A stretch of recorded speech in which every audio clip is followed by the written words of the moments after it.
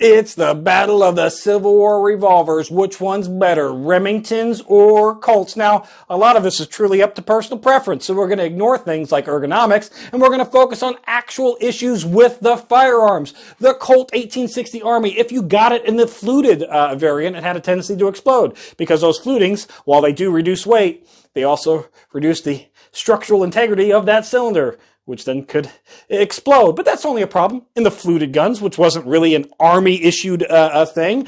They do have the other inherent problem, which is that wedge that holds the whole gun together. If you smash that in there too tight, it locks the whole gun up. Too loose, you lose accuracy. But outside of that, it is a phenomenally reliable firearm for most applications. And it was the most sold firearm, in at least for the pistols during the Civil War, so you got to give it credit where credit is due. Now, the Remington is overall a stronger design with that top strap, and you're going to have everybody in the comments talking about, oh, well, it has the biggest advantage, and you can reload it faster. Look at that. You pull that pin, that whole cylinder comes out, except extra cylinders were not issued by the military.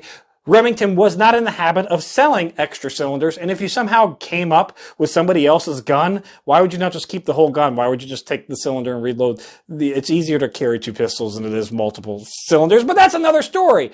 This whole thing here is actually its biggest downfall, because that central arbor pin that holds that cylinder in has no mitigation for black powder fouling. So after 2 or 3 cylinders, this thing starts to get gummed up. It doesn't want to rotate automatically and becomes kind of a useless hammer. On the Colt side, every single Colt, all the way back from the Walker, had one big advantage in its central arbor, and that is it's ribbed for your pleasure, aka there is places for black powder fouling to go, so you really don't have to worry about cleaning this gun as often to keep it reliable in a combat situation. And at the end of the day, I want the gun that's going to actually go boom every time I cock that hammer and pull that trigger.